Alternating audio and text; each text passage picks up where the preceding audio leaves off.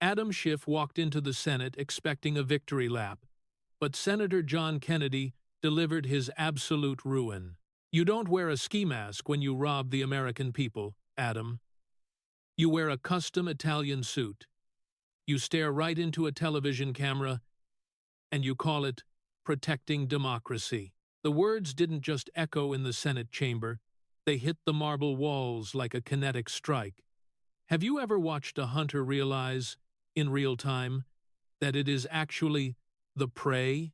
That is exactly what the American public witnessed on a blistering Tuesday morning in May of 2026. The greatest trick the Washington cartel ever pulled wasn't convincing you that they were honest, it was convincing you that their absolute corruption was actually the law. We have been told for years, day in and day out, by the corporate press, that the system is functioning normally. They look into the camera lenses and tell us the alphabet agencies are nonpartisan. They tell us the sudden, synchronized censorship of conservative voices is just routine content moderation. They tell us that bankrupting and indicting their political opponents is merely the objective rule of law. But you know the truth, and they are terrified that you know it. You know we are living under a censorship industrial complex. It is a hybrid alliance of big tech, oligarchs, intelligence operatives, and Washington bureaucrats who have weaponized the justice system to crush dissent. They are the people who shut down your businesses, censored your opinions, and called you a domestic threat for having the audacity to attend a local school board meeting. They do not hide it in smoke-filled back rooms anymore. They do it in broad daylight. They do it right to your face, daring you to complain, so they can label you a threat to the Republic. And the absolute epicenter of that arrogance, the high priest of the Washington swamp, was sitting at the center of the Senate Judiciary Committee, Adam Schiff. Freshly minted as the newly elected senator from the collapsing state of California, he looked less like a public servant and more like a corporate liquidator waiting to sell off the final remains of the American middle class. The air in the hearing room was thick, practically vibrating with the collective anticipation of the legacy media. The press gallery was a sea of expensive laptops, perfectly styled hair, and absolute conformity. They weren't there to report the news or ask hard questions. They were there to act as the Praetorian Guard for the establishment. Their chyrons were already written, sitting in the production trucks, ready to be flashed across airport televisions from coast to coast. Senator Schiff dismantles MAGA conspiracy theorist. California senator defends rule of law against Southern extremism. Schiff was flanked by a phalanx of 5 high-priced attorneys from K Street. They looked like a pack of wolves in silk ties.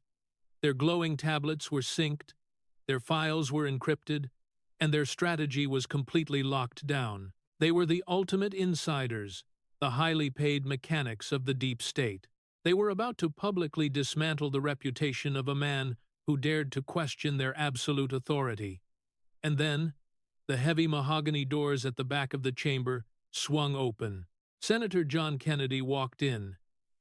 He didn't have a team of crisis managers trailing behind him. He didn't have an iPad or a teleprompter. He didn't even have a staffer to carry his coat. He walked down the center aisle completely alone. In his right hand, he carried a scarred, sun-faded, battered leather briefcase. It looked like it had been dragged through a Louisiana swamp, survived Hurricane Katrina, and had not seen a drop of leather polish since the Reagan administration. A collective, audible scoff rippled through the press box. One of Schiff's lawyers leaned over and whispered something behind his hand. Schiff let out a sharp, dismissive laugh, making sure the hot microphone picked up the sound. They looked at the white-haired man from Baton Rouge and saw a relic of a bygone era. They saw a slow-talking, backwards Southerner who had no business being in the same room with the architects of the modern global order. They thought they were dealing with a caricature. They had no idea they were looking at their ultimate challenger. The chairman struck the heavy wooden gavel. The red lights on the cameras flipped on, broadcasting live to millions of households desperately looking for accountability. Schiff didn't wait a single second, he went straight for the attack. He leaned into his microphone, his voice dripping with that manufactured, coastal elite condescension we have all come to utterly despise. Senator Kennedy, I realize the highly classified nature of federal intelligence protocols might be a bit overwhelming for you, Schiff began. We are dealing with the architecture of global security today, not a zoning dispute in the Louisiana Bayou. He strongly suggested Kennedy sit back, listen to the experts, and try not to slow down the adults in the room with his trademark folksy anecdotes. The American people do not have the time or the patience for your backwoods obstructionism today. The silence in the room was absolute and suffocating. It was a calculated, brutal public humiliation. Designed for prime-time television, the reporters in the front row practically salivated, their fingers hovering rapidly over their keyboards. Schiff leaned back in his plush leather chair, a smug, impenetrable smirk plastered across his face. He had drawn first strike, he had asserted dominance. Kennedy didn't flinch. He didn't raise his voice in defensive anger. He didn't try to defend his honor or demand an apology.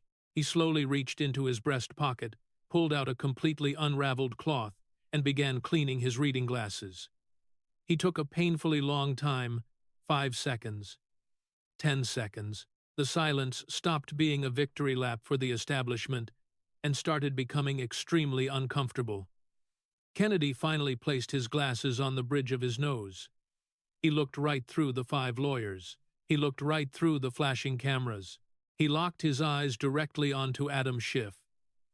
You know, Adam, where I come from, we have a saying about men who brag about how smart they are before the test even starts. Kennedy drawled, we say they are usually the ones who stole the answer key. But what is truly pathetic is that you stole the answer key, and you still managed to fail the exam. Schiff's smirk vanished instantly. His lead attorney sat bolt upright, the smugness draining from his face. You called me a backwoods obstructionist, Kennedy continued, his voice dropping an octave, losing every single ounce of its usual grandfatherly warmth. You told the American people to trust the experts. You told them to trust you. Kennedy placed his hands on the heavy brass latches of the scarred leather briefcase.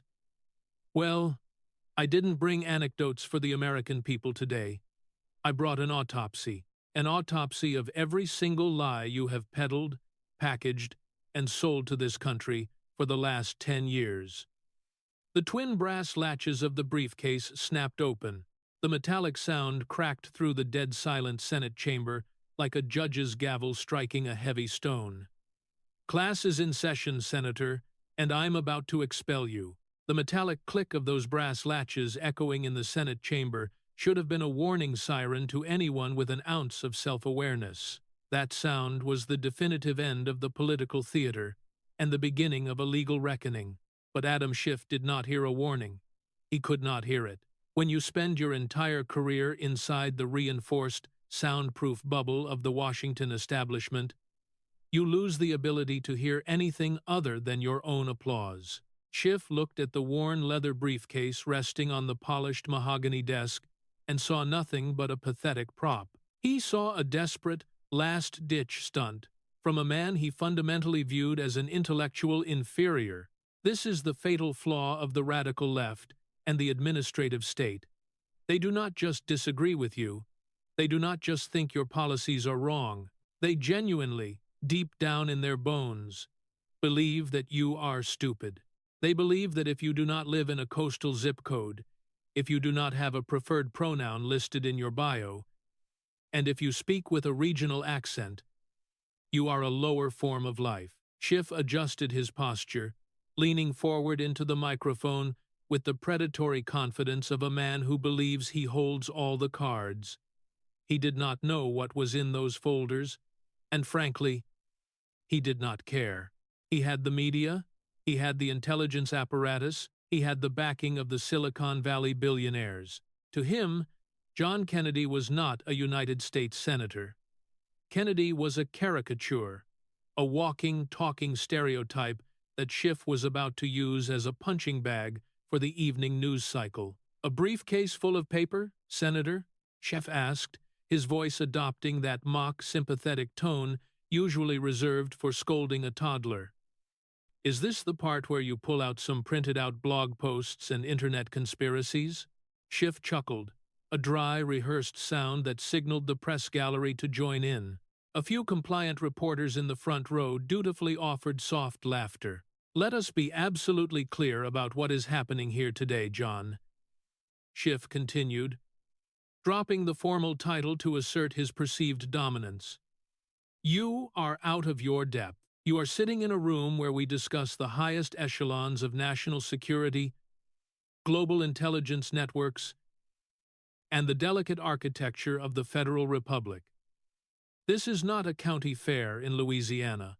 This is not a place for your folksy charm and your carefully rehearsed Southern colloquialisms." Schiff's voice began to rise, taking on the righteous indignation that had made him the darling of the late-night comedy shows. He was not speaking to Kennedy anymore, he was speaking directly to the cameras. He was delivering his audition tape to the elite donor class, proving that he was the ultimate bulwark against the populist uprising. "The American people are exhausted by this performance," Schiff declared, pointing a manicured finger across the room. "They are tired of watching an ignorant Southern puppet try to dismantle the very institutions that keep this country safe." There it was. The mask slipped, and the absolute contempt poured out. An ignorant Southern puppet. He did not just insult Kennedy's intelligence, he insulted his geography, his culture, and by extension, the tens of millions of Americans who voted for the America First agenda. Schiff was operating on a very specific, highly calculated objective. He needed to frame Kennedy and the entire MAGA movement as fundamentally incapable of understanding the complexities of the modern world. If the public believes that the populist right is just a collection of ignorant, backward-thinking rubes, then the public will accept that the deep state must exist to protect the country from them. Schiff's entire argument rested on the premise that you are too uneducated to govern yourselves. Therefore, you need him. You need his secret hearings. You need his censored internet. You need his weaponized Department of Justice. You do not understand the intelligence you are given, and you lack the sophistication to grasp the geopolitical consequences of your obstruction," Schiff sneered. "You are a mouthpiece for a dangerous regressive fringe that refuses to accept the expertise of the people who actually run this government." Schiff crossed his arms, leaning back in his expensive leather chair, completely satisfied with his own monologue. He had delivered the perfect soundbite. He could already see the CNN chyrons flashing at the bottom of the screen. He expected Kennedy to snap back. He expected the Louisiana senator to get red in the face, to bang his fist on the table, to yell into the microphone in a defensive rage. That is what politicians do when they are cornered. They lash out. They create chaos. And chaos is exactly what Schiff wanted. Because chaos would allow the media to brand Kennedy as unhinged and emotionally unstable. But Kennedy did not bang his fist. He did not yell. He did not flush with anger. In fact, he did not say a single word. The silence that followed Schiff's aggressive tirade was profound. It was the kind of heavy, atmospheric silence that makes the hairs on the back of your neck stand up. In the high-stakes world of political theater, dead air is supposed to be a sign of weakness. If you aren't talking, you are losing. But Kennedy flipped that rule entirely on its head. He let the silence stretch out. Second after agonizing second, he let Adam Schiff's arrogant, elitist insult hang in the sterile air of the Senate chamber like a bad smell. Kennedy slowly reached up and removed his reading glasses. He held them up to the fluorescent lights, inspecting the lenses with the casual indifference of a man sitting on his front porch on a Sunday afternoon. He reached into his breast pocket. He pulled out a perfectly folded, slightly frayed cotton handkerchief. He began to clean the lenses. He rubbed the glass in slow, methodical circles. The reporters in the gallery stopped typing. The frantic clacking of laptop keys faded away, until the only sound in the room was the soft hum of the air conditioning unit. Schiff's 5 Wall Street lawyers shifted uncomfortably in their seats. They were trained to handle objections, to file motions, to argue the law. They were not trained to handle absolute, unbothered silence. Psychologically, what Kennedy was doing was devastating. By refusing to react, he was denying Schiff the validation of a fight. He was treating the newly elected senator from California not as a formidable opponent, but as an annoying, buzzing mosquito that wasn't even worth swatting. Yet, Schiff's confident smirk began to stiffen. The adrenaline from his aggressive monologue was wearing off, leaving him exposed in the quiet room. He shifted his weight. He cleared his throat. He looked at the chairman of the committee, as if expecting someone to intervene and force Kennedy to speak. But Kennedy was not on anyone else's schedule. He was operating on Louisiana time. He blew a speck of dust off his left lens. He held the glasses back up to the light. He gave them one final wipe with the handkerchief. This is the difference between a man who projects fake authority and a man who possesses genuine power. Schiff needed the cameras, the teleprompters, and the media echo chamber to make himself feel important. Kennedy just needed the truth, and when you have the truth sitting right in front of you in 23 manila folders, you do not need to rush. You do not need to raise your voice. Kennedy was letting Schiff dig his own grave. Schiff had just gone on national television and confidently declared that the man sitting across from him was an ignorant, uneducated puppet who couldn't comprehend complex documents. He had drawn a massive, glaring target on his own forehead. He had set the stakes. He had explicitly framed the impending confrontation as a battle between his own supreme intellect and Kennedy's supposed Southern ignorance. It was the ultimate trap of liberal hubris. Schiff believed his own press clippings. He actually believed the narrative that his media allies had spun for him. He forgot the cardinal rule of any courtroom, a rule that any first-year law student knows by heart. Never underestimate your opposing counsel, and never, ever ask a question or make an accusation unless you already know exactly what the answer is going to be. Kennedy carefully folded the cotton handkerchief. He placed it back into his breast pocket with deliberate precision. He slid his glasses back onto his face, adjusting the wire frames behind his ears. He rested his forearms on the desk, his hands resting lightly on the first folder inside the battered leather briefcase. He looked at Adam Schiff. The smirk was completely gone from the California senator's face now, replaced by a tight, rigid mask of forced composure. Schiff was beginning to realize, perhaps for the first time in his pampered, insulated political career, that the script he had written for this hearing was no longer being followed. The media in the back of the room leaned forward collectively. The camera zoomed in tight on Kennedy's face. The trap had been meticulously set by Schiff's own monumental arrogance. All Kennedy had to do now was spring it. Let me tell you something fundamental about the modern ruling class. They suffer from a terminal, incurable case of credentialism. They honestly believe that a piece of expensive parchment from an Ivy League university grants them a divine, unquestionable right to manage every single aspect of your life. They think it makes them morally superior to the working-class people who actually keep this country running.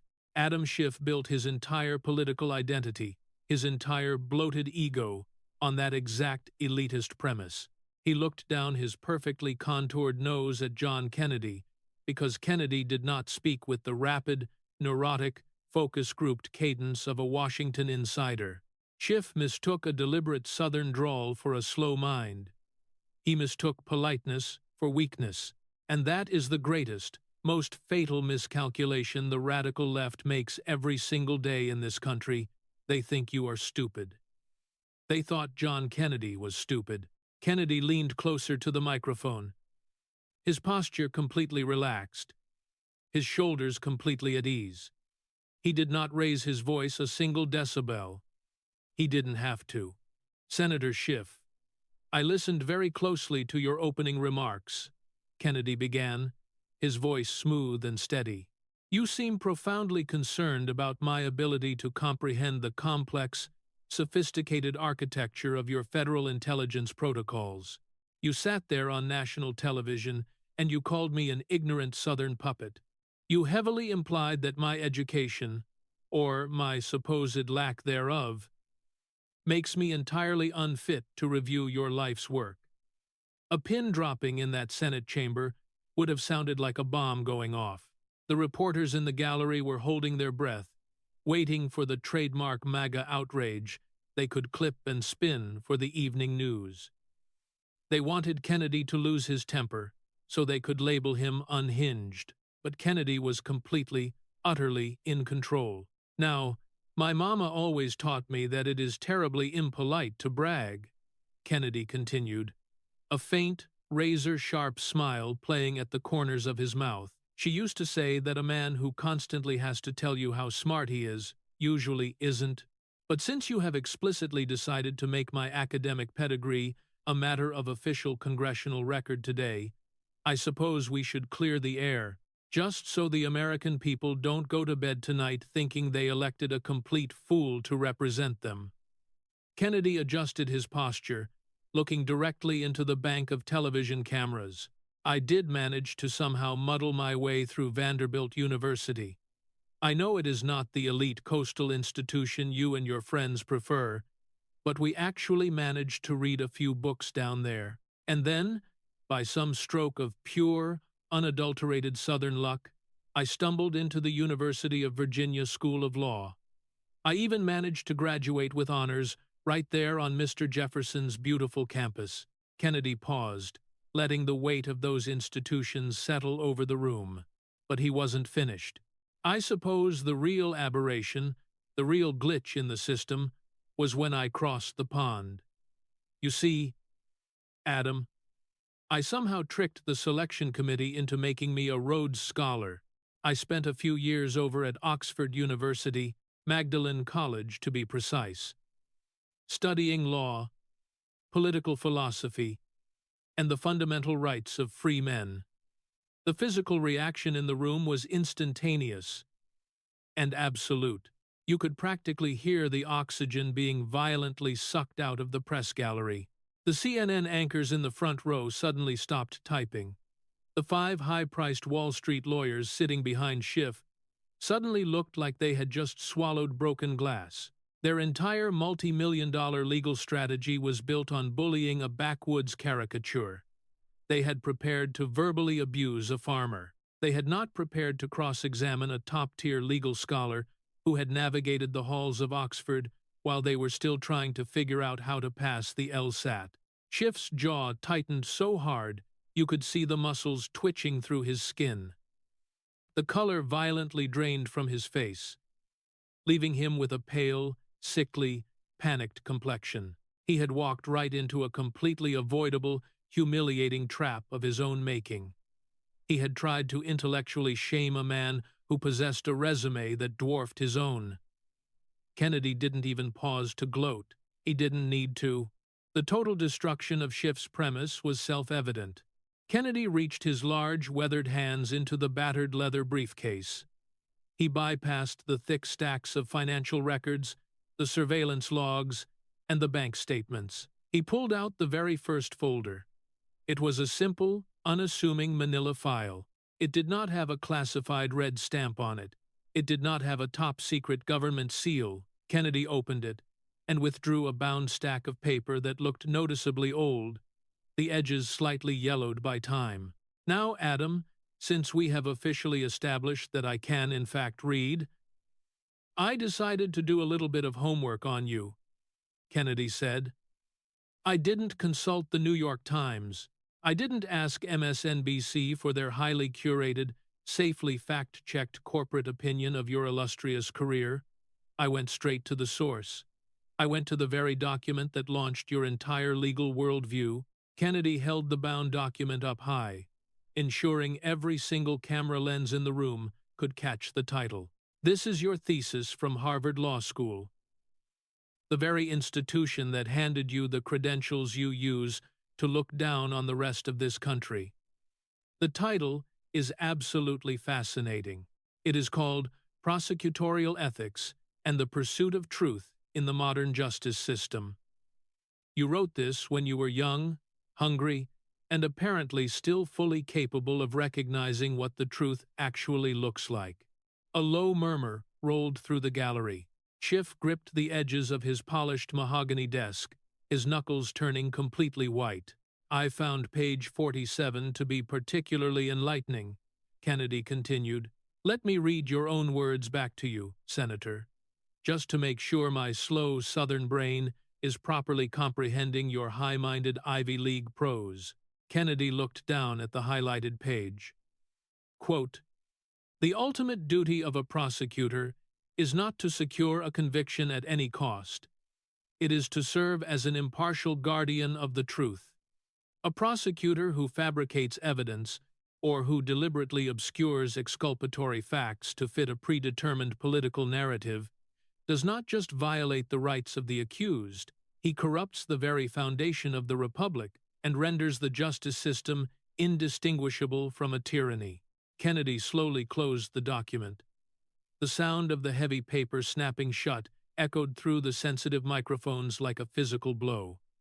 You wrote that the deliberate obscuring of facts to fit a political narrative is the absolute hallmark of tyranny. You literally wrote the manual on how a corrupt prosecutor destroys a free republic, and then you moved to Washington and spent the last 10 years using that exact manual as your personal political playbook. Kennedy leaned forward, bracing his forearms on the desk. The grandfatherly, folksy persona was entirely gone now. He wasn't the slow-talking Southerner anymore. He was the Rhodes Scholar. He was the brilliant, meticulous legal mind who had just surgically dismantled the moral authority of the Democratic Party's most arrogant golden boy. You thought you could come in here today and dazzle us with your bespoke suit and your rehearsed focus group talking points, Kennedy stated. You thought you could intimidate the truth into absolute silence just by insulting the man delivering it. Well, I have some terrible news for you. Senator, the American people are sick and tired of being lectured by hypocrites who break the laws they swear to protect. Kennedy reached out and firmly tapped the top of the 22 remaining folders still sitting inside his leather briefcase. You wanted to test my education? You wanted a master class in federal oversight? Well, I suggest you grab a pen and a notebook, Adam, because class is officially in session. And today, the tuition is absolutely free. Do you remember where you were when they first told you the President of the United States was a foreign asset? Kennedy asked. Think back to those early days. They blanketed the airwaves with it. It was not just a news story, it was a completely manufactured, federally subsidized industry. And the CEO of that industry, the chief architect of the greatest political illusion in modern American history, was sitting right there at the mahogany desk. Adam Schiff did not just participate in the Russia hoax, he directed it. He choreographed it. He used it to build his entire national profile, hopping from one cable news green room to another, soaking up the adoration of a compliant press corps. Kennedy looked down at the open manila folder resting on his desk. He did not look angry. He looked profoundly disappointed, which, if you know anything about Southern gentlemen, is infinitely more dangerous than anger. Senator Schiff, let us take a little stroll down memory lane, Kennedy drawled, his voice carrying effortlessly across the dead-silent chamber. Let us talk about your legacy, because long before you were trying to manage our elections from the Senate, you were running the House Intelligence Committee, and you spent years looking right into the camera, telling the American people that you had direct empirical evidence of betrayal. Schiff let out a heavy, exaggerated sigh, rolling his eyes dramatically for the benefit of the press box. Are we really doing this, John? Schiff interrupted, his voice laced with that trademark manufactured boredom. Are we really going to rehash debunked Republican talking points from almost a decade ago? The American people have moved on. They want us focusing on the future, not nursing your partisan grievances. Kennedy did not even blink. Oh, I am strictly focused on the future, Adam, because a man who builds his house on a foundation of lies cannot be trusted to build the future of this republic. Kennedy pulled a single crisp sheet of paper from the folder. You see, I had my staff do a little bit of arithmetic. We went back and watched every single Sunday morning talk show. We pulled the transcripts from CNN, MSNBC, and the late-night comedy circuit. We counted. Between 2017 and 2020, you went on national television and explicitly stated that you had more than circumstantial evidence of Russian collusion. Kennedy leaned closer to the microphone, his eyes locked onto Schiff like a laser. You said it exactly 237 times. 237 separate occasions where you looked the American taxpayer in the eye and sold them a complete fabricated fiction. Schiff scoffed, waving his hand dismissively in the air. I was operating on the intelligence assessments available to my committee at the time. Senator, we had a constitutional duty to investigate credible threats to our democratic process. If you have a problem with the intelligence community's findings, take it up with them. Schiff smiled, his smug, insulated smile. It was his classic, time-tested defense mechanism: hide behind the alphabet agencies, hide behind the classification protocols. He thought he was safe because the inner workings of the House Intelligence Committee were sealed in a federal vault. He thought the SCIF, the Sensitive Compartmented Information Facility, was his personal, impenetrable fortress. But Kennedy just shook his head, offering a gesture of profound, withering pity. You see, Adam, that is the fundamental problem with building a fortress out of classified documents. Eventually, somebody changes the locks. Kennedy reached back into the open folder. He did not pull out another piece of paper. He pulled out a small black digital audio player. He placed it deliberately on the desk, right next to the microphone. The 5 high-priced Wall Street lawyers sitting behind Schiff suddenly stopped breathing. You could actually see the smugness evaporate from Schiff's face, replaced instantly by a tight, terrifying realization. Now, as you know, Senator, last month in April of 2026, a new wave of declassification orders came down from the executive branch, Kennedy explained. A lot of things that were previously buried in the dark suddenly saw the unforgiving light of day, including the raw, unedited audio recordings of the closed-door sessions of your committee. Schiff's lead attorney lunged forward, grabbing Schiff's shoulder and whispering frantically into his ear. "Mr. Chairman," Schiff stammered, his voice suddenly pitching up an octave, the polished veneer cracking completely. "Mr. Chairwoman, the release of those specific committee recordings is currently the subject of ongoing litigation. This is highly irregular and potentially violates Senate rules on sensitive compartmented information." Kennedy did not wait for the chairman to rule. "It is fully declassified, Adam. I have the unredacted authorization right here, signed, sealed, and delivered. You cannot hide behind the classification stamp anymore." Kennedy reached out and pressed the play button.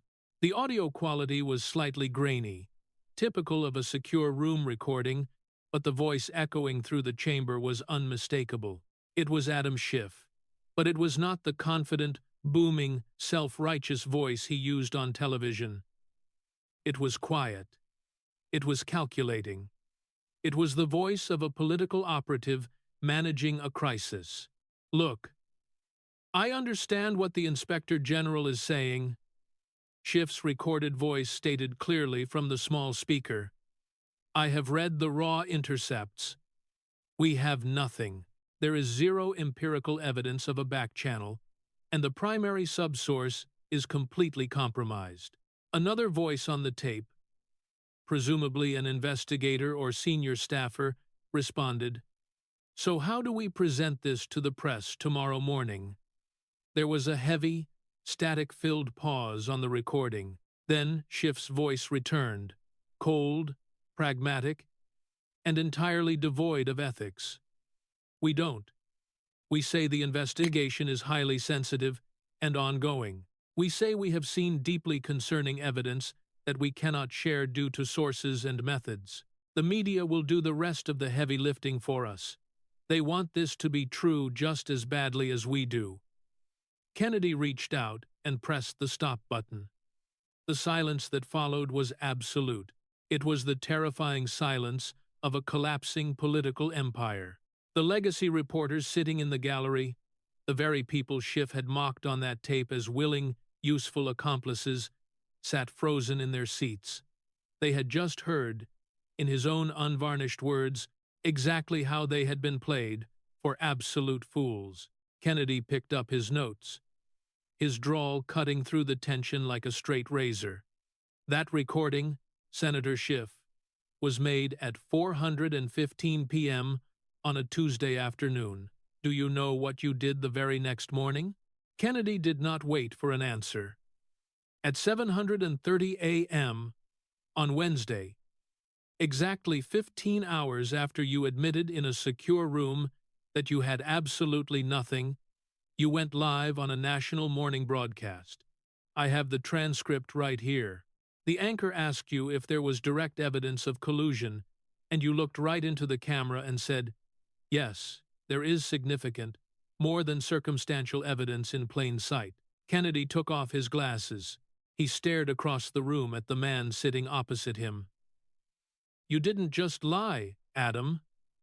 You engineered a massive, coordinated fraud against the United States of America. You knew the Steele dossier was absolute garbage. You knew the FISA warrants were obtained through intentional deception. You knew the primary subsource was a suspected foreign agent. You knew all of it. And yet you walked out of that skiff every single day and poured gasoline on a deeply divided nation. You tore this country apart at the seams. You pitted neighbor against neighbor, family against family. You paralyzed a duly elected administration for years. You cost the American taxpayers tens of millions of dollars in useless, theatrical investigations. And why? Because you thought the rules did not apply to you. Because you thought your personal political agenda was infinitely more important than the truth. Schiff looked like he was going to be physically ill. His hands were trembling visibly on the polished mahogany desk. He couldn't look at Kennedy. He couldn't look at the cameras. He couldn't even look at his own lawyers, who were now frantically scrolling through their tablets, realizing that their client had just committed political ruin on live television. Schiff stared straight down at his perfectly manicured hands, the color completely drained from his face. You accused half the country of being traitors, Kennedy continued, his voice echoing with righteous, slow-burning fury. You branded innocent Americans as agents of a foreign power just because they voted differently than your coastal elite donors. But the only man in this room who actively, consciously conspired to deceive the American people is sitting in your chair. Kennedy closed the first folder. 237 lies caught on tape. And that, Senator Schiff, is just the first folder.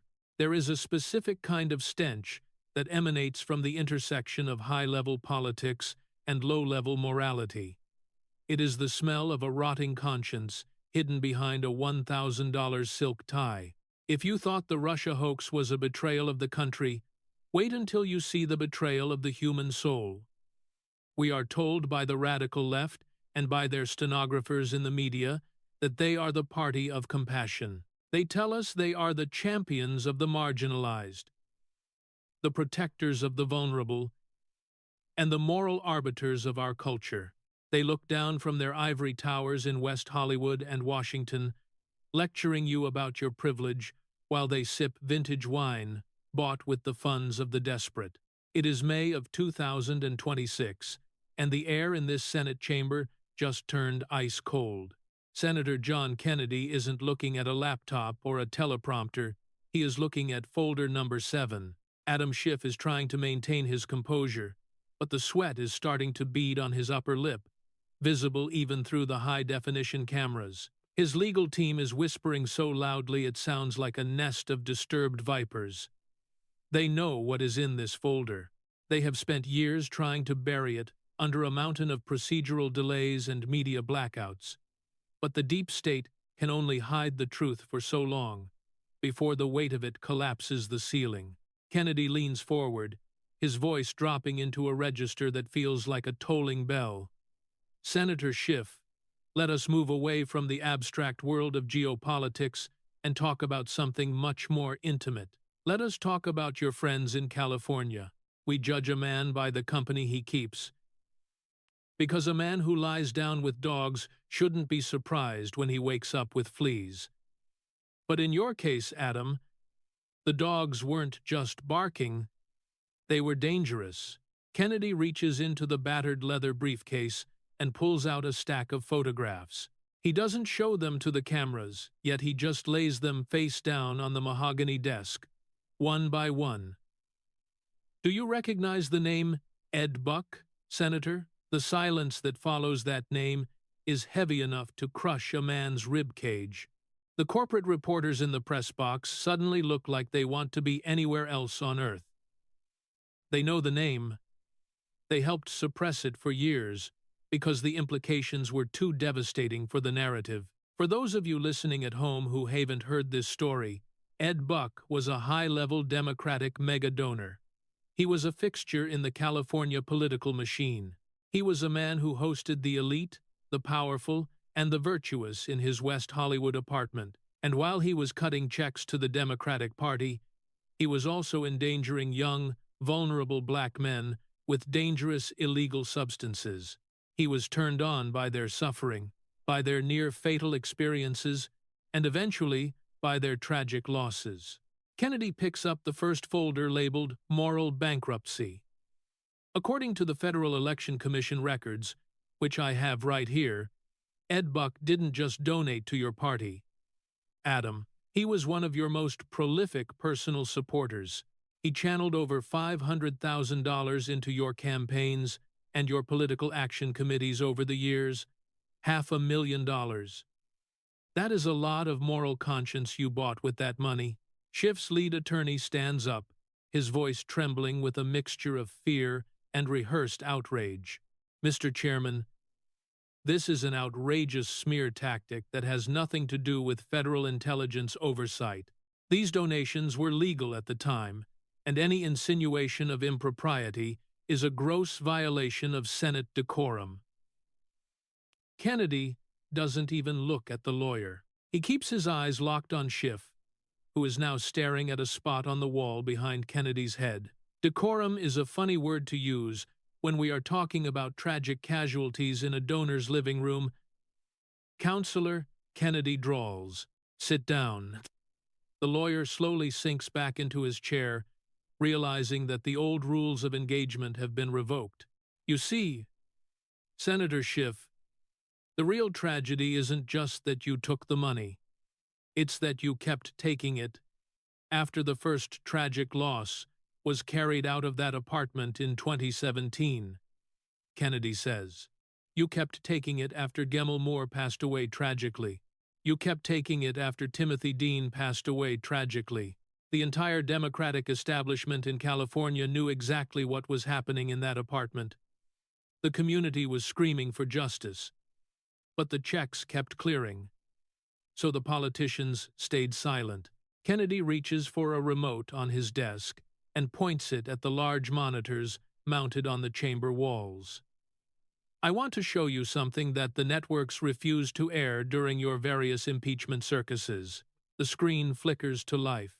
It is a video of a middle-aged woman, her face etched with a level of grief that no politician could ever understand. Her name is Letitia Nixon. She is the mother of Gemmill Moore. Her voice is a ragged whisper as she looks directly into the lens. My son is gone because people like Adam Schiff cared more about campaign donations than black lives, she says in the video. They knew Ed Buck was dangerous. They knew he was harming our sons, but they took his money. They went to his parties, and they protected him while he preyed on us. Adam Schiff didn't just ignore us. He helped cover it up so the money wouldn't stop flowing. The video cuts to black. The hearing room is so quiet you can hear the hum of the electronic equipment. It is the sound of a total moral vacuum. Kennedy takes off his glasses and rubs the bridge of his nose, looking genuinely weary. Senator Schiff, you spent years lecturing the American people about human rights and social justice. You stood on the floor of the House and wept for the cameras about the soul of the nation. But when the soul of your own district was being harvested by a donor, you didn't say a word. You didn't return a single red cent of that $500,000. Not after Gemel, not after Timothy, not even after the FBI finally broke down the door and found the evidence of Buck's depravity. Schiff finally finds his voice, though it sounds thin and brittle like old parchment. I have always supported the investigation into Mr. Buck once the facts became clear, Schiff stammers. And those donations were either returned or donated to charity once the full scope of his crimes was revealed. Kennedy smiles, but there is no warmth in it. It is the smile of someone who just saw the opponent walk into the teeth of the trap. Now, Adam, that is a very interesting claim because I had my staff verify that with the FEC and the charitable organizations you mentioned. Kennedy pulls a single brightly colored spreadsheet from the folder. According to these official filings, you haven't returned a dime, not 1 cent. The money is still sitting in your accounts, or it was spent to buy the very airtime you used to lie to the public. You are sitting on a pile of dirty money, lecturing us about ethics. In Louisiana, we have a name for people who protect monsters for profit. We call them accomplices. Schiff's hands are shaking so violently now that he has to tuck them under the desk. His eyes are darting toward the exits, looking for a way out of the light. But there is no exit today. The cameras are rolling, the folders are open, and the deep state protection detail has gone silent. You see, folks, this is the reality of the people who want to run your lives, Kennedy states. They talk about equity while they protect bad actors. They talk about truth while they bury scandals. They are morally bankrupt, and they think their Ivy League degrees are a bankruptcy protection plan. But John Kennedy just tore up that plan. The room remains silent, the weight of the moral collapse finally sinking in, even for the jaded reporters in the back. Kennedy closes the folder with a sharp, final snap. Folder number 7 is done, Adam, and the stench here is becoming unbearable. But don't get too comfortable, because we are just getting to the part where you sold out the rest of the country for a different kind of currency. We are moving to folder number 15, and this one has a very distinct imperial flavor. Let me ask you a very simple question about the city of Washington, D.C., Kennedy says. Have you ever noticed how people go into public service with a modest bank account, and a decade later, they are buying multi-million-dollar estates in Martha's Vineyard and Malibu? We are constantly lectured by the corporate media that these politicians are making great personal sacrifices to serve the American people. They tell us that these elites are taking a pay cut to do the hard work of democracy. But the math never quite adds up, does it?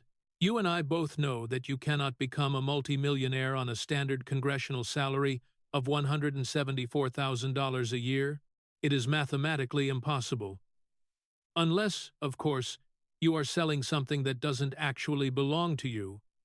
Unless you are selling out the United States of America.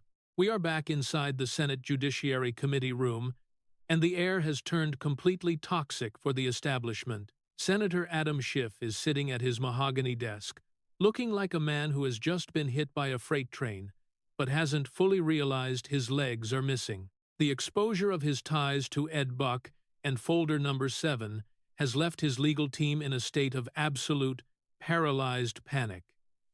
But Senator John Kennedy is not finished. He is not even close to being finished. Kennedy does not give Schiff a moment to breathe, a moment to spin, or a moment to call for a recess. He reaches his weathered hand right back into that battered leather briefcase. He pulls out folder number 15. This folder is noticeably thicker than the others. Kennedy sets it on the desk and places his hand flat on top of it, looking across the room with eyes that have turned as hard as Louisiana flint. Senator Schiff, we have talked about how you lied to the American people to build your own domestic power, Kennedy says, his drawl cutting through the stifling silence. We have talked about how you protected bad actors to fill your campaign coffers. But those were domestic crimes. Those were betrayals of your own neighbors. Now we need to talk about your international portfolio. Schiff swallows hard, his Adam's apple bobbing nervously above his expensive silk tie. We need to talk about the Chinese Communist Party, Kennedy states plainly. A collective, audible gasp ripples through the press gallery. The corporate media has spent years aggressively burying any story that connects the democratic establishment to Beijing. They called it a conspiracy theory. They called it xenophobia. But Kennedy is about to show the entire world exactly how the swamp monetizes American decline.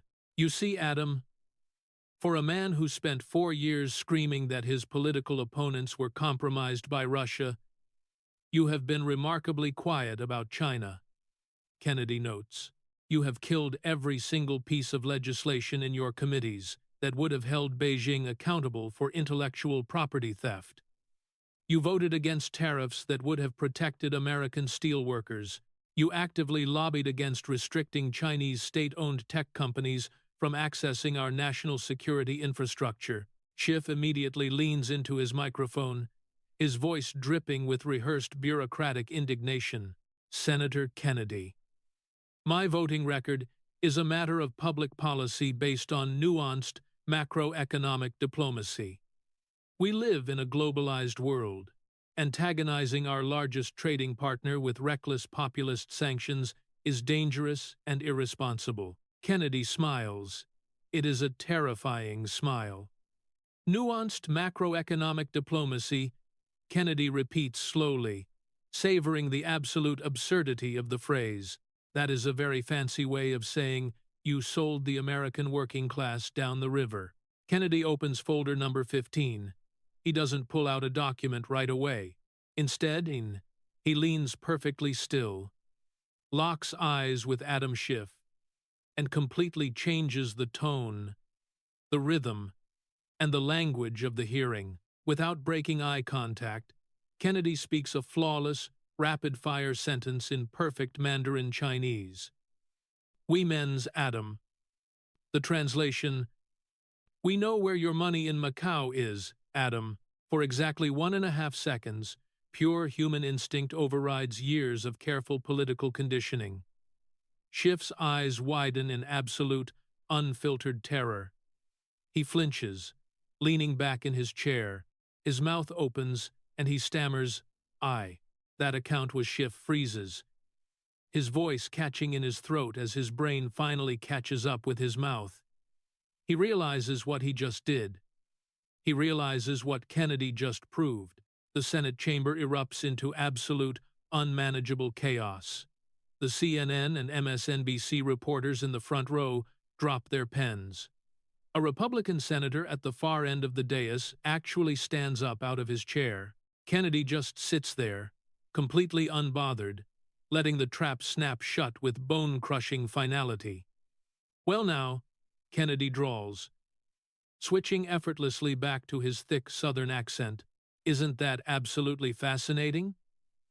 I just spoke to you in Mandarin, Senator, and you didn't look confused. You didn't ask for a translator. You started to answer me.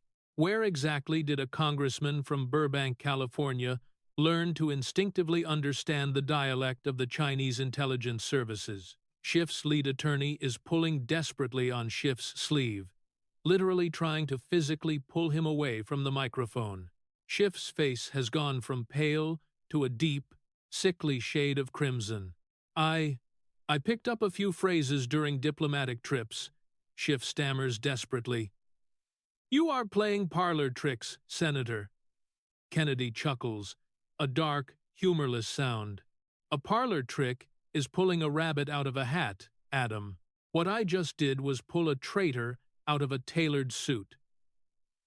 Kennedy reaches into the folder and pulls out a massive, intimidating stack of financial wire transfers. Let us talk about your nuanced diplomacy. Let us talk about your wife's very successful consulting firm, because my investigators found a rather miraculous coincidence in your family's accounting. Kennedy holds up the first sheet of paper. The 14th of March 2022, you cast the deciding committee vote to block a ban on Chinese telecommunications equipment on American military bases. March 16th, exactly 48 hours later, your wife's consulting firm receives a wire transfer for $75,000 from a holding company registered in Shanghai. Kennedy places the paper down and picks up another. The 8th of November 2023, you successfully lobbied to kill a human rights sanctions bill targeting the Chinese Communist Party. November 12th, your family trust receives an anonymous deposit of $120,000 through a shell corporation in Macau. Kennedy begins dropping the wire transfers onto his desk, one by one, the sound like a metronome of absolute corruption. Vote, deposit, vote, deposit. Every single time you betrayed the interests of the United States, your family got richer. You aren't a senator. Adam, you are a foreign asset. You are the most valuable player of the Chinese Communist Party. You are the MVP of Beijing. Schiff is hyperventilating now. He looks to the committee chairman for help, but the chairman is staring down at his own desk, refusing to make eye contact. The Democratic establishment is realizing in real time that Schiff is too toxic to save. This is fabricated evidence, Schiff shouts, his voice cracking into a high-pitched squeal. This is Russian disinformation designed to smear me. Bank records. Adam. Kennedy replies calmly. Subpoenaed, authenticated SWIFT banking records. And the ultimate proof isn't just in the individual transfers. The ultimate proof is the grand total. Kennedy pulls a single heavy piece of cardstock from the back of the folder. It is a bar graph printed in stark black and white. Let us talk about your personal financial disclosures, required by law for all members of Congress. In 2015, before you became the chairman of the Intelligence Committee, your total net worth was approximately $500,000. You were comfortable, but you were not wealthy. Today, in May of 2026, after a decade of public service, your officially reported net worth is $4.5 million. Kennedy lets that number hang in the air. $4.5 million. That is an 800% increase in your personal wealth.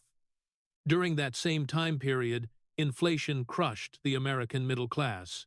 Factories in the Rust Belt shut down and moved to Shenzhen. American families couldn't afford groceries or gasoline. The people you were elected to protect got poorer, sicker, and weaker.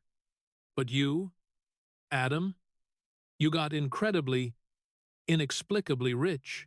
Kennedy leans into the microphone, his eyes burning with the righteous fury of an entire nation that has been sold out. You didn't earn that money. You didn't build a business, you didn't invent a product, and you certainly didn't save any money on a government salary. You sold access. You sold influence. You sold American security to the highest foreign bidder. You are a corruption capitalist, trading the future of our children for a slightly bigger beachfront property in California. The hearing room is entirely devoid of movement. The 5 high-priced lawyers sitting behind Schiff have stopped whispering. They have stopped typing.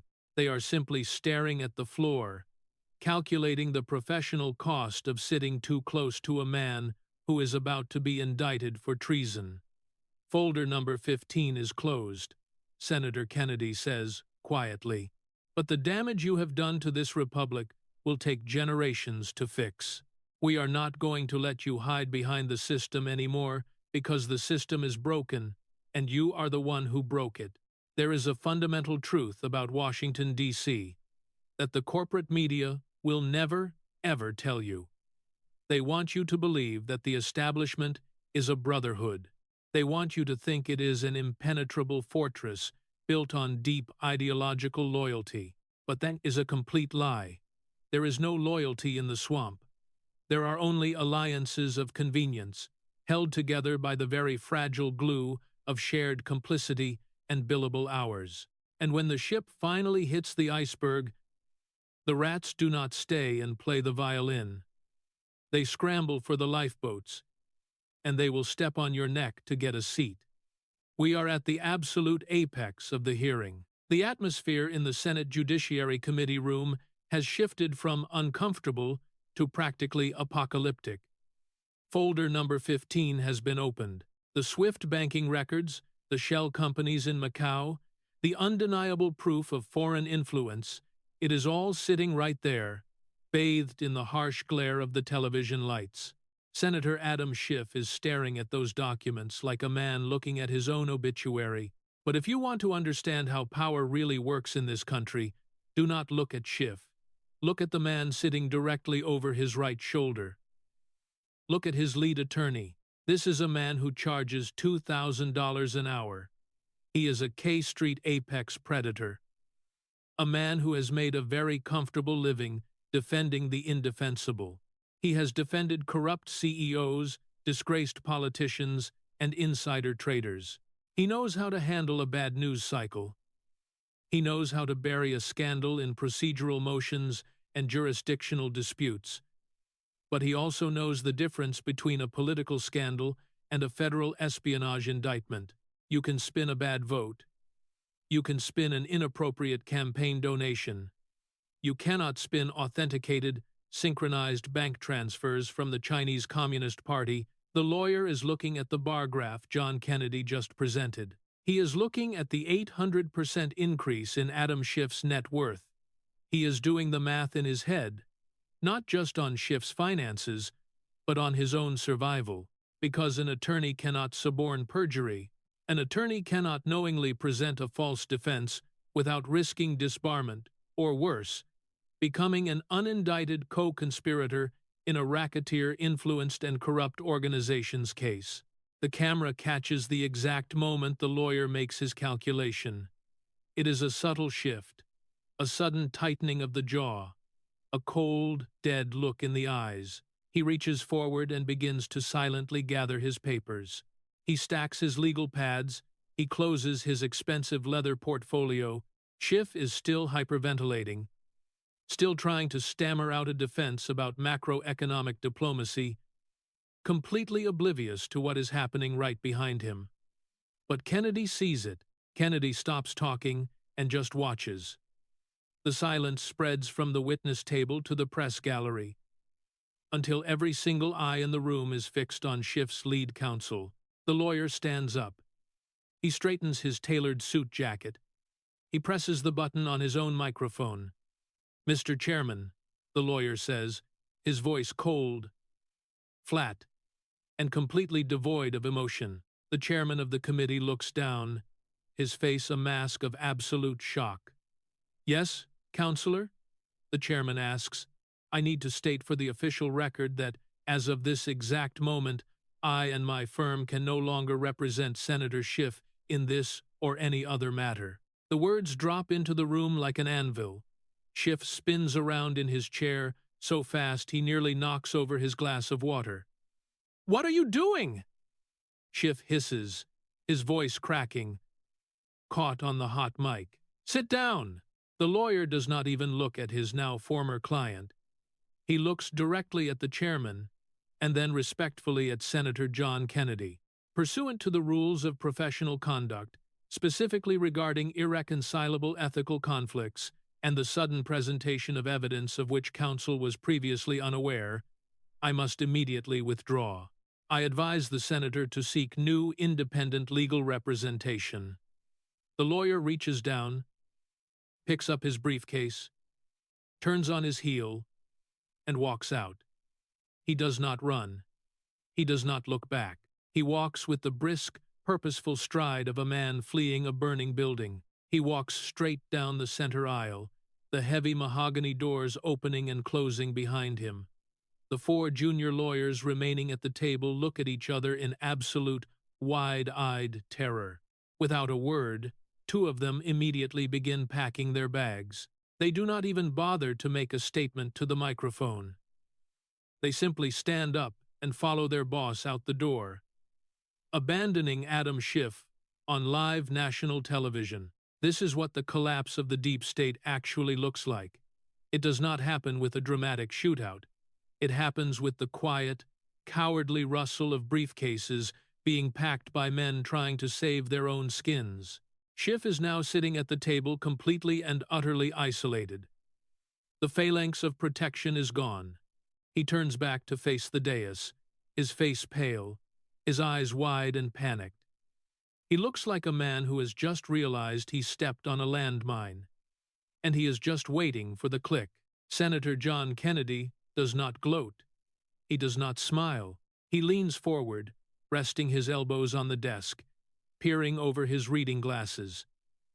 "Well now," Kennedy drawls softly, "it seems your defense team has suddenly remembered they have a sudden, pressing engagement somewhere else.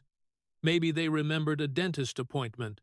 Or maybe, just maybe, they realized that defending a man who sold out his country to Beijing is bad for business." Schiff's mouth is opening and closing, but no sound is coming out. He is completely paralyzed. "Senator Schiff," Kennedy continues, his voice hardening, taking on the tone of a federal prosecutor delivering the final blow. "I have presented you with folder number 7, detailing your protection of a bad actor in exchange for campaign cash. I have presented you with folder number 15, detailing illicit foreign wire transfers directly tied to your voting record. I have laid out the absolute, undeniable proof of your corruption, your greed, and your betrayal of the United States." Kennedy points a long, steady finger directly at Adam Schiff. "I am going to ask you one final question, and I want to remind you that you are sitting under oath. Lying to this committee is a federal felony, punishable by up to 5 years in a federal penitentiary. And your lawyers aren't here to object to the phrasing anymore. The tension in the room is so thick you could cut it with a chainsaw. The reporters in the gallery are not even typing, they are holding their breath. Senator Schiff," Kennedy asks, his voice booming through the chamber, "did you or did you not knowingly accept financial compensation from foreign entities in exchange for altering American legislative policy? Did you sell out the American people? It is the ultimate trap. It is a perfectly constructed, inescapable corner. If Schiff says yes, he confesses to treason, bribery, and corruption on live television. If Schiff says no, he commits perjury, because the bank records sitting on the desk absolutely prove that he did. Kennedy has given him a choice between total ruin and absolute disgrace. Schiff sits frozen. The seconds tick by. 1, 2, 3. The silence is agonizing. It is the sound of a legacy dying. It is the sound of an arrogant, untouchable elitist, finally facing the terrifying reality of consequences. Schiff looks down at his hands. He looks at the empty chairs where his $1 million legal team used to sit. He looks up at the cameras, the red lights glowing, broadcasting his absolute humiliation to millions of Americans. This is the man who spent years demanding transparency. This is the man who said that if you are innocent, you have nothing to hide. This is the man who demanded the total destruction of his political enemies based on anonymous rumors. Schiff leans forward. His voice is barely a whisper. It is broken, defeated, and utterly pathetic. On the advice of, on my own assessment of the current proceedings, Schiff closes his eyes, unable to look at Kennedy or the cameras. I respectfully invoke my rights under the Fifth Amendment of the United States Constitution, and I decline to answer the question on the grounds that it may incriminate me. The gasp that erupts from the press gallery is completely audible. The flashbulbs from the photographers go off in a blinding, chaotic frenzy. He did it. Adam Schiff, the golden boy of the Washington establishment, just pleaded the Fifth Amendment. He just invoked his right against self-incrimination regarding charges of bribery and foreign collusion. Kennedy sits back in his chair. He looks at Schiff with an expression of absolute, unvarnished disgust. The Fifth Amendment, Kennedy repeats slowly, letting the words echo, the refuge of the guilty. You have the right to remain silent, Adam. It is a beautiful constitutional right designed to protect citizens from a tyrannical government. But you are the government, and in the court of law, the Fifth Amendment protects you from prison. But in the court of public opinion, in the eyes of the American people, watching you cower behind the Constitution, you spent your entire career trying to shred. Pleading the Fifth isn't a defense, Senator. It is a confession. Kennedy begins to gather the folders, stacking them neatly inside the scarred leather briefcase. You have nothing left to say, Adam, and frankly, the American people are absolutely sick of hearing your voice anyway. The swamp just ran out of places to hide. There is a specific kind of silence that follows the collapse of an empire. It is not a peaceful silence, it is the breathless, ringing quiet of a battlefield right after the final, decisive shot has been fired. Adam Schiff had just invoked the Fifth Amendment on live national television. He had just looked the American people in the eye and legally refused to answer whether he was a compromised asset of a hostile foreign power.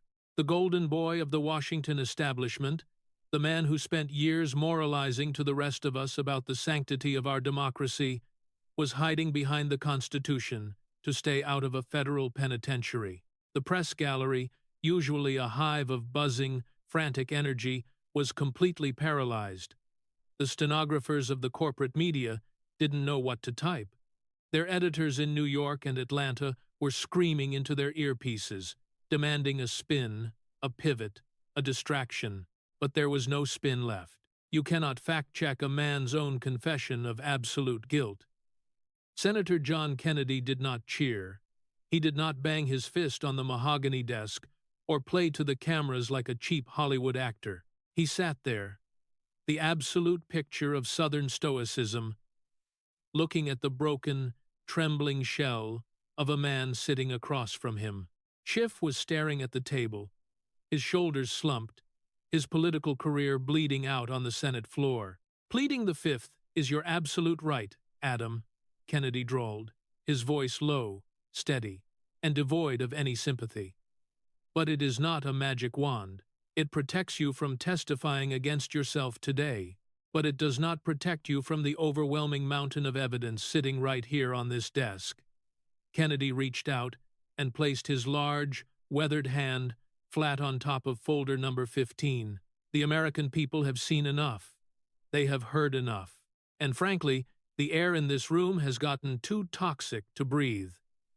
Kennedy reached into the side pocket of his suit jacket and pulled out a thick, bound document, perfectly typed and legally formatted. I am not just here to expose you, Senator.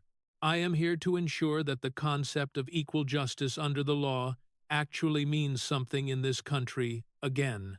I have right here a formal criminal referral drafted by myself and my remaining colleagues on this committee, who still believe in the rule of law.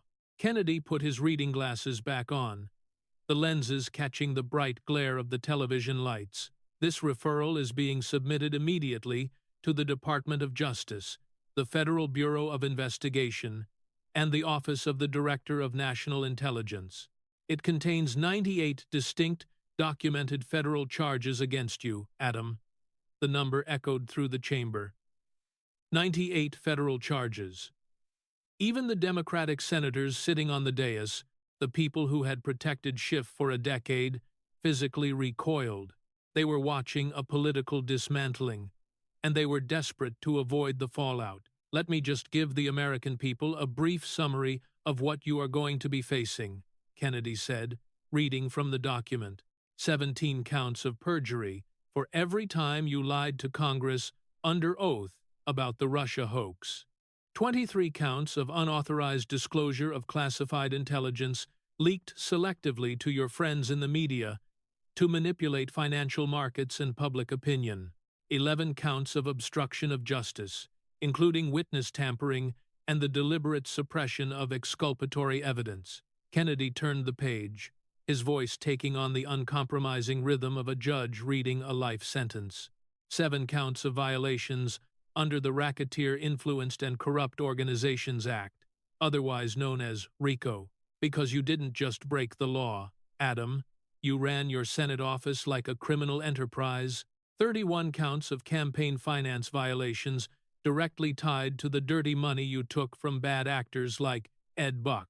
Kennedy paused, letting the silence return for just a fraction of a second. And finally, Kennedy said, his voice dropping into a register that sent chills down the spine of every patriot watching at home. 9 counts of wire fraud, conspiracy, and violations of the Espionage Act, because taking money from the Chinese Communist Party in exchange for legislative sabotage is not just corruption, it is betrayal. Schiff let out a pathetic, stifled gasp, covering his mouth with his trembling hand. He looked around the room, his eyes pleading for someone, anyone, to step in and stop the fallout. But there was no one left. His $5 million lawyers had abandoned him. His media allies were writing his political obituary. His own party was already calculating how quickly they could distance themselves from his toxic fallout. Kennedy took off his glasses and set them carefully on top of the criminal referral. He began to gather his papers. He picked up the folders one by one. Folder number 1, folder number 7, folder number 15. He stacked them neatly with the meticulous care of a craftsman finishing a masterpiece. He placed the thick stack of damning evidence back into the battered, scarred leather briefcase. He closed the heavy leather flap. He snapped the left brass latch click. He snapped the right brass latch click.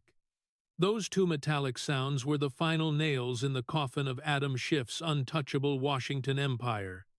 Kennedy stood up. He picked up the briefcase by its worn leather handle. He looked down at the disgraced, shattered man who had just an hour ago called him an ignorant Southern puppet. Kennedy didn't yell. He didn't gloat. He offered a smile that was so deeply traditional and so utterly lethal that it belongs in the political hall of fame. Bless your heart, Adam. It was the ultimate Southern finishing strike. 4 words delivered with velvet politeness, wrapping a sledgehammer of absolute destruction in the South. Bless your heart can mean many things. It can mean you are naive. It can mean you are foolish. But when delivered by a man who has just dismantled your entire life, it means you are completely, irrevocably finished. Kennedy turned his back on Adam Schiff, on the media elite, and on the Washington establishment. He walked slowly, deliberately down the center aisle of the Senate chamber. He walked out through those heavy mahogany doors, carrying his briefcase, a solitary figure who had just slain the biggest dragon in the swamp. And out there, beyond the marble walls of Capitol Hill, the country exploded. From the diners in Ohio, to the oil fields in Texas, to the mechanic shops in Florida, working-class Americans erupted in cheers. For the first time in a decade, they had watched the ruling class face actual, undeniable accountability. They had watched the arrogance of the elite shattered by the undeniable power of the truth. This is the legacy of that sunny morning in May of 2026. It will be written in the history books as the day the fever broke. It was the day the American people realized that the experts and the insiders are not invincible. They are just corrupt, and corruption is fragile when exposed to the light. The media spent years trying to convince us that the populist movement was dead. They tried to convince us that the people who lived outside the coastal bubbles were too slow, too uneducated, and too backward to challenge the administrative state. But John Kennedy proved them wrong. He proved that you should never, ever underestimate a man just because he talks slow. Because while Adam Schiff was talking fast, spinning lies and cashing foreign checks, John Kennedy was thinking fast. He was doing the work. He was gathering the facts. He was preparing the autopsy of the deep state. And when the moment came, he didn't need a teleprompter or a focus group. He just needed a beat-up leather briefcase and the absolute, uncompromising truth. The swamp took a massive, fatal blow that day, and it wasn't delivered by a highly paid consultant or a slick Washington insider. It was delivered by a simple country lawyer from Louisiana, a man who reminded us all that true power in this country does not belong to the politicians, the media, or the bureaucrats. It belongs to the truth. And the truth, my friends, always wins in the end. This is your country. Do not ever let them tell you otherwise. Stand tall, stay awake, and keep fighting.